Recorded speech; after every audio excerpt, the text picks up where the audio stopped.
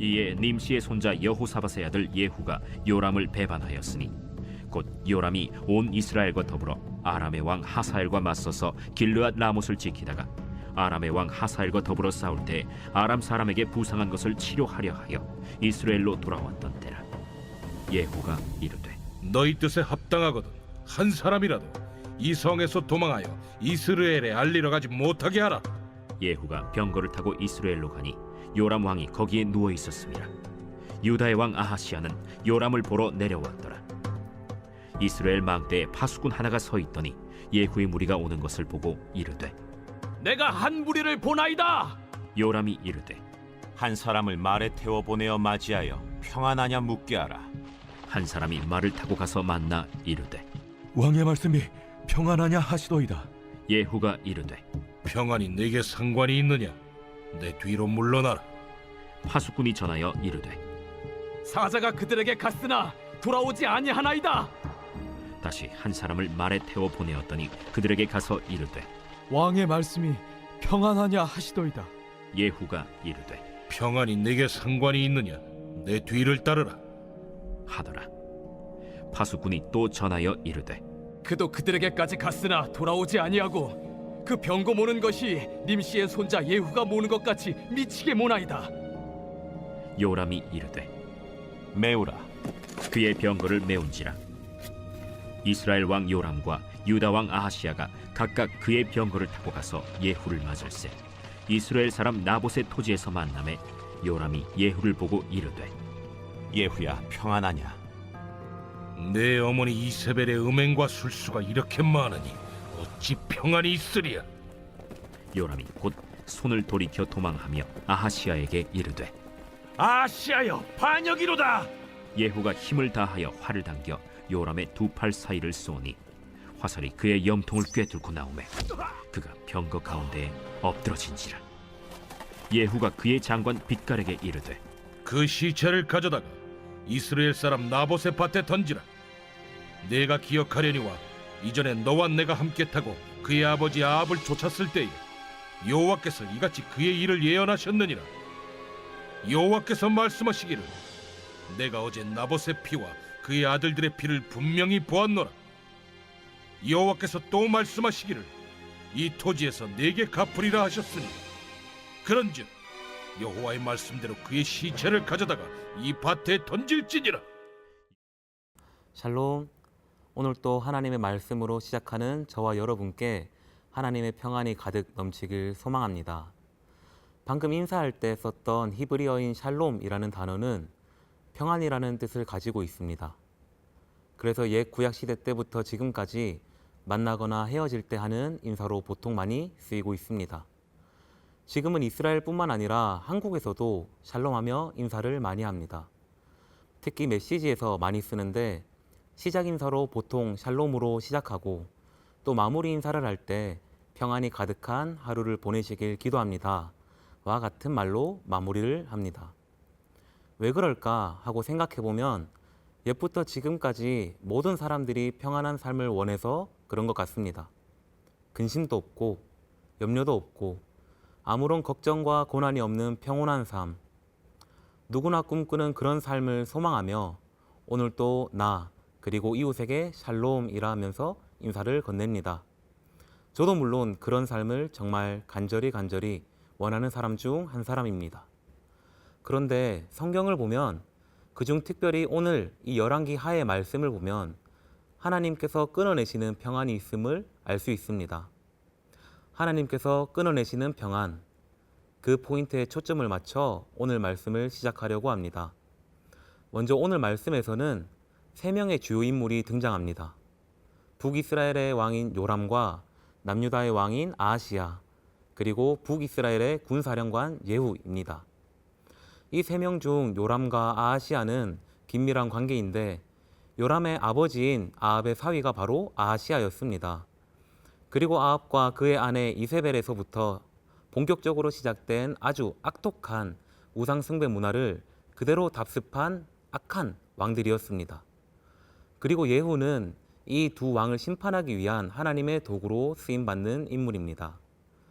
오늘 말씀을 통하여 하나님께서는 이 두 왕을 어떻게 심판하시는지, 그리고 심판을 통해 오늘날 우리에게 말씀하시고자 하시는 것이 어떤 것인지 함께 알아가 보고자 합니다.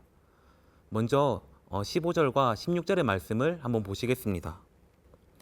아람의 왕 하사엘과 더불어 싸울 때 아람 사람에게 부상한 것을 치료하려 하여 이스라엘로 돌아왔던 때라. 예후가 이르되 너희 뜻에 합당하거든 한 사람이라도 이 성에서 도망하여 이스라엘에 알리러 가지 못하게 하라 하니라.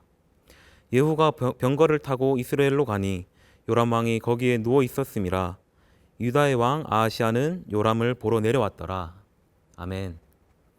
요람이 아람의 하사엘과의 전쟁 중 다친 것으로 보입니다. 그래서 아합 왕의 궁전이 있는 이스라엘이라는 본진으로 돌아와서 회복 중이고, 한 집안 사람인 요람을 보러 아하시아가 찾아오는 것을 볼 수 있습니다. 그리고 어제 말씀에서 아합의 집안 식구를 모두 말살하라는 하나님의 말씀을 들은 예후는 이 좋은 때를 놓치지 않습니다. 옆에 있는 부하들을 회유하고 이 악한 두 왕을 처리하기 위해 병거를 타고 이스라엘로 출발합니다. 이어서 17절입니다.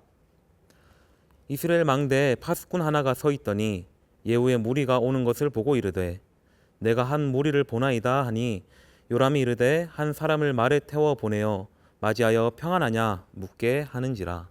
아멘. 계속해서 말씀을 보시면 이스라엘 망대에 있는 파수꾼이 먼저 병거를 타고 오는 예후를 발견합니다.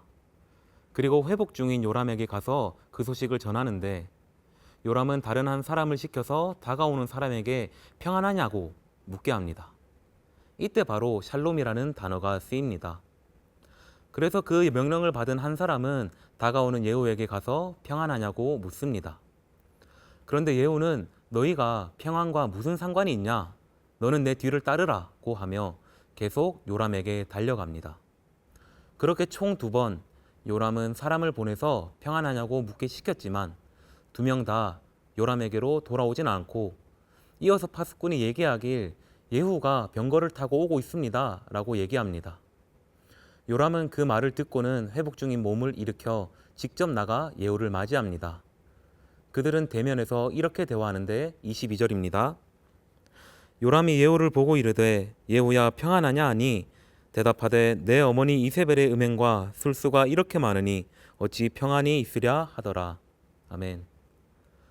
요람은 여전히 예후를 향해 평안하냐고 묻습니다. 그러나 예후는 요람에게 어찌 너가 평안할 수 있겠냐고 되묻습니다. 요람과 예후의 대화는 이렇게 짧게 끝이 나고, 이어서 나오는 말씀에서 예후는 요람과 그리고 옆에 있던 아하시아를 처단함으로 하나님의 명령을 완수합니다. 이 짧은 대화로 쓰인 말씀을 통해서 우리는 요람이 기대한 평안에 대해서 한번 추측해 볼 수 있습니다. 요람은 이미 아람과의 전쟁 가운데 평안의 소식을 기다리고 있었을 것입니다. 전쟁에서 승리하였든 혹은 하사엘이 다시 아람으로 돌아갔든 이와 같은 소식을 기다리고 있었을 것입니다. 왜냐하면 그래야 다친 부위를 온전히 회복할 수 있는 것도 있고, 또 무엇보다 왕으로서 지금 이 평안한 삶을 계속해서 영위할 수 있기 때문입니다. 한 나라의 왕, 정말 아무런 근심 걱정 없이 지낼 수 있는 자리입니다. 다른 누군가의 눈치 보지 않고 하고 싶은 대로 다 할 수 있는 자리이고, 종도 많고 항상 배부른 그런 자리입니다. 하지만 하나님께서는 그의 그 평안을 끊어내셨습니다. 왜냐하면 요람이 기대하는 평안에는 하나님이 없었기 때문입니다. 우리 마지막 절인 26절의 말씀을 같이 읽겠습니다. 여호와께서 말씀하시기를 내가 어제 나봇의 피와 그의 아들들의 피를 분명히 보았노라. 여호와께서 또 말씀하시기를 이 토지에서 내게 갚으리라 하셨으니 그런즉 여호와의 말씀대로 그의 시체를 가져다가 이 밭에 던질지니라 하는지라. 아멘. 하나님께서는 명확하게 이 부분을 짚으십니다. 하나님의 백성을 아무렇지도 않게 죽인 사건, 이 나봇의 포도원 사건을 통해 이들이 얼마나 자신들만의 평안을 위해 혈안이 되어 있는지 분명히 그 죄의 결과를 갚으실 것이라고 말씀하셨습니다. 하나님을 대신하여 세워진 이스라엘의 왕으로서 그는 당연히 하나님의 백성들을 잘 보살필 책임이 있었습니다. 하나님과 관계를 좋게 하고 또 백성들을 배불리며 모든 백성들과 함께 하나님 안에서 평안하기를 도모했어야 했습니다. 하지만 요람과 아하시아는 그러지 않았습니다. 그들의 부모 그리고 장인 장모였던 아합과 이세벨이 자신들의 이득을 위해 일반 시민이었던 나봇을 죽여 그의 포도원을 갈취하고 또 그것도 모자라 모든 백성들을 우상으로 혼탁하게 만들며 본인들의 평안만 도모했던 그 악행을 이 두 왕은 그대로 답습해버리고 말았습니다. 그 결과 하나님께서는 그들의 악을 심판하시고 그들이 기대하는 평안을 끊어내셨습니다. 이 말씀을 통해 오늘날 저희들의 삶을 돌이켜봅니다. 나는 나만을 위한 평안을 바라고 있지는 않은지, 나의 자리에서 모두의 평안을 위해 충분한 책임을 지며 살아가고 있지 않은지 돌이켜봅니다. 나의 평안만을 지키기 위해 나의 위치에서 나의 이웃들의 노동을 착취하고 시간을 착취하고 또 감정을 착취하진 않았는지 돌이켜봅니다. 하나님께서 원하시는 평안은 결코 나 혼자만의 평안이 아닙니다. 각자의 자리에서 책임을 가지고 살아가며 모든 이웃들과 함께 누리는 평안을 기대하십니다. 그리고 우리 주변에는 그와 같이 평안이 필요한 사람들이 정말 많이 있습니다. 도움의 손길이 필요한 이웃도 많고 또 나의 용서함을 그리고 진정성 있는 나의 사과를 바라는 이웃도 많이 있을 것입니다. 그렇게 서로가 서로를 존중하고 아끼고 사랑함으로 하나님이 기대하시는 평안함을 누리는 오늘 하루 되시길 소망합니다. 기도하겠습니다.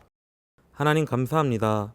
오늘 또 말씀으로 하루를 시작하게 하시고 또 말씀을 통하여 나의 삶을 돌이켜볼 수 있게 하심에 감사를 드립니다. 하나님 이 시간을 통하여 저희의 죄를 고백합니다. 내 주변에 평안이 필요한 이웃이 많음을 알고 있었지만 모두 내팽개치고 나의 평안만을 위해 살아가고자 했던 우리들의 삶을 반성합니다. 주님의 긍휼하심으로 연약한 저희를 용서해 주시고 이제는 하나님께서 함께 하시는 평안, 모든 이웃들과 함께 누리는 평안을 위한 삶을 살겠다고 다짐하는 저희의 고백을 귀하게 여겨 주시옵소서. 그렇게 하나님의 선교 사역에 동참하는 저희가 될 수 있도록 허락하여 주시옵소서. 사랑합니다. 감사합니다. 이 모든 말씀 예수님 이름으로 기도합니다. 아멘.